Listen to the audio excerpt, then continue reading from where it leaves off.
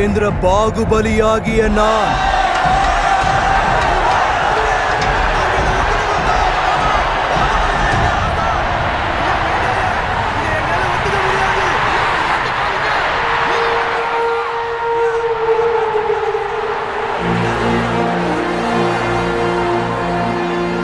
அமரேந்திர பாகுபலியாகிய நான் மகிழ்மதி மக்களின் உடல் பொருள் மானம் உயிர் காப்பேன் என்று